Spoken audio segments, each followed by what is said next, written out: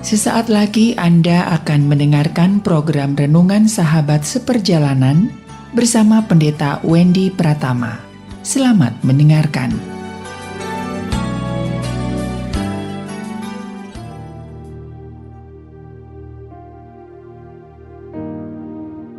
Selamat berjumpa kembali dalam layanan audio Sahabat Seperjalanan. Hari ini adalah hari Rabu 29 Maret 2023. Tema renungan saat teduh kita dengan judul Jangan Salah Bergaul. Jangan salah bergaul. Firman Tuhan terambil di dalam 1 Korintus 15 ayat 33 sampai dengan ke-34. Janganlah kamu sesat. Pergaulan yang buruk merusakkan kebiasaan yang baik. Sadarlah kembali sebaik-baiknya dan jangan berbuat dosa lagi. Ada di antara kamu yang tidak mengenal Allah. Hal ini kukatakan supaya kamu merasa malu. Mari kita berdoa. Bapa yang di dalam surga, kami ingin belajar bagaimana kami hidup dalam pergaulan yang benar dan bukan dalam pergaulan yang salah dan sesat. Dalam nama Tuhan Yesus kami berdoa. Amin. Shalom sahabat seperjalanan yang dikasihi Tuhan. Kalau kita berbicara tentang sebuah tema jangan salah bergaul, maka yang terpikir oleh kita adalah anak-anak remaja, anak-anak pemuda, anak-anak yang masih muda yang dianggap itu bisa salah bergaul. Namun, persoalan salah bergaul tidak hanya terjadi kepada usia remaja, tapi sepanjang hidup manusia kita bisa salah bergaul. Tatkala kita melihat anak-anak kita, cucu kita yang masih kecil pegang handphone berjam-jam, kita khawatir. Kita khawatir dia masuk ke situs-situs, ke aplikasi-aplikasi, ke konten-konten YouTube, dan semuanya itu adalah pergaulan disebut dengan netizen. Netizen itu apa? Yaitu internet citizen, masyarakat yang ada di internet. Itu adalah pergaulan dunia yang bisa ditembus kemanapun dalam waktu singkat. Kita berada di Indonesia, saudara bisa ada di Bandung, di Jakarta, namun kita bisa pergi dengan segera ke kutub selatan, ke kutub utara, ke berbagai macam pelosok. Kita bisa menemukan orang-orang di sana dengan kebiasaan yang baik maupun kebiasaan yang buruk. Semua ada yang disebut dengan internet. Yaitu apa? Netizen. Masyarakat internet yang ada di dalamnya. Artinya, bahwa pergaulan yang salah, pergaulan yang buruk tidak hanya terjadi di kelompok usia tertentu. Ada orang-orang yang sudah dewasa, yang sudah berumah tangga, akhirnya ada pihak ketiga masuk dalam rumah tangga. Bukankah itu pergaulan yang buruk?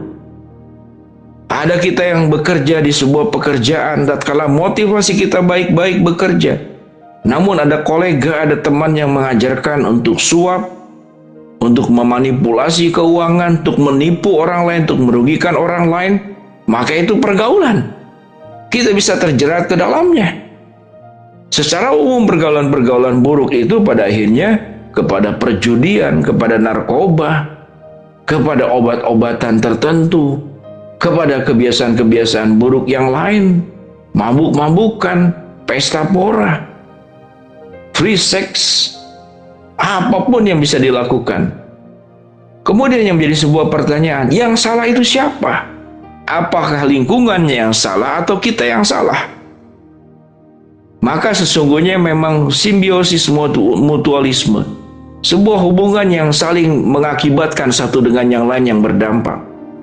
Namun pada akhirnya sesungguhnya kendali itu ada pada diri kita sendiri. Suatu kita membaca bagian firman Tuhan, bagaimana Yesus dicobai oleh iblis 3 kali di padang gurun. Keadaannya adalah keadaan yang penuh dengan cobaan. Namun Yesus tidak jatuh di dalam dosa. Ada Daniel yang tidak kemudian menajiskan dirinya dengan memakan makanan yang memang tidak diizinkan oleh Tuhan. Walaupun lingkungannya buruk, dia tidak serta-merta kemudian menjadi melebur, menjadi sama, menjadi hanyut, menjadi terbawa arus. Karena mengapa? Karena dia mengendalikan dirinya di dalam pertolongan Tuhan. Sahabat seperjalanan yang dikasihi Tuhan, mari kita belajar memikirkan tentang diri kita masing-masing. Adakah kehidupan kita sampai saat ini kita sudah melakukan kehidupan yang salah bergaul sehingga kita jatuh di dalam dosa? Baik dosa karena finansial, baik dosa karena ada pihak ketiga dalam kehidupan rumah tangga, baik dosa kemudian meninggalkan Tuhan Karena ada banyak hal-hal yang jauh lebih menarik daripada saya dekat dengan Tuhan. Lupa beribadah. Sementara kita mengingatkan Tuhan, Tuhan janganlah engkau lupa untuk memberkati aku, untuk menjaga aku, untuk melindungi aku, memberikan kesehatan, memberikan kelancaran. Banyak sekali yang disampaikan di dalam doa-doa kita kepada Tuhan. Dan kita mengingatkan Tuhan, Tuhan jangan engkau lupa kepadaku. Namun kita seringkali lupa kepada Tuhan.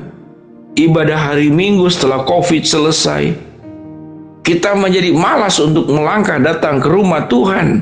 Kan sama saja online. Ya silakan. Bukankah sewaktu kita ingin menerima sesuatu, kita tidak mau online, kita ingin melihat secara fisik.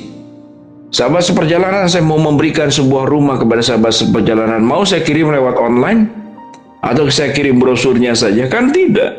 Ingin fisiknya nyata.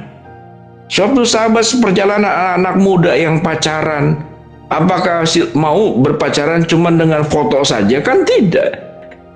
Ingin pasangan itu ada di samping kita, ada dekat dengan kita. Perasaan kita akan berbeda. Demikian juga dalam ibadah. Kalau kita datang ke rumah Tuhan, beribadah bersama-sama dengan yang lain, ada alasan lain. Kan di rumah pun juga bisa. Di rumah pun juga bisa beribadah. Kan Tuhan hadir di mana-mana. Tentu jawabannya adalah jawaban yang benar. Tuhan hadir di mana-mana.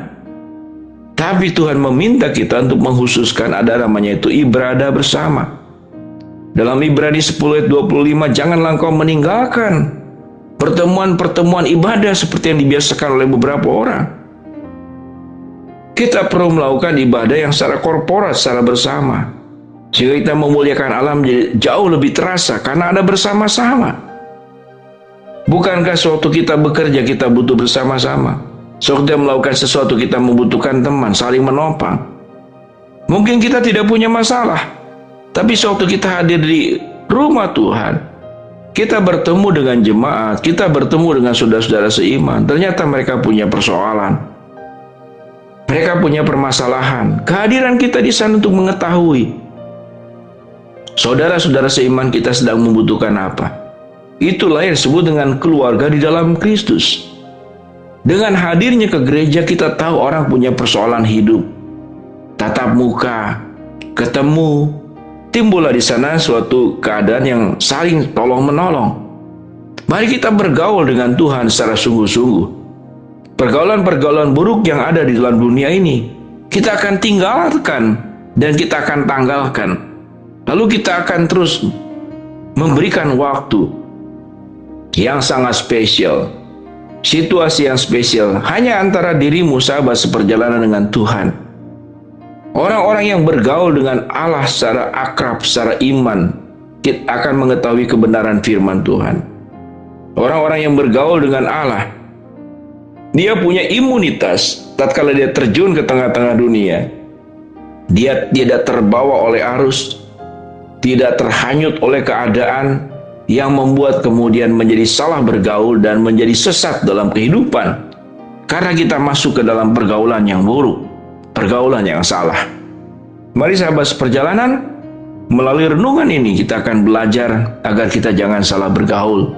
Untuk jangan salah bergaul, kita perlu bergaul dengan Allah, dekat dengan Tuhan, sehingga kita terproteksi untuk tidak melakukan dosa dimanapun kita berada sewaktu kita bertemu dengan orang-orang banyak. Mari kita berdoa. Bapa dalam surga, terima kasih buat kebenaran firman Allah agar kami tidak salah bergaul dan tidak masuk dalam pergaulan buruk. Caranya biarlah kami lebih intim, lebih banyak bergaul secara lekat mendekat dengan Tuhan. Hamba-Mu berdoa buat sahabat seperjalanan yang sedang sakit, Tuhan jamah sembuhkan. Sahabat seperjalanan yang sedang menghadapi masalah, Tuhan bukakan jalan. Sahabat seperjalanan yang sedang memohon berharap sesuatu, Tuhan kabulkan dengan cara dan waktunya Tuhan. Dalam nama Tuhan Yesus kami berdoa. Amin. Shalom sahabat seperjalanan, Tuhan memberkati kita semua.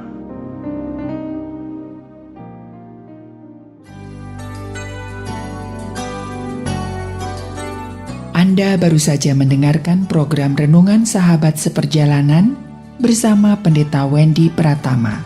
Terima kasih atas perhatian Anda. Tuhan Yesus memberkati.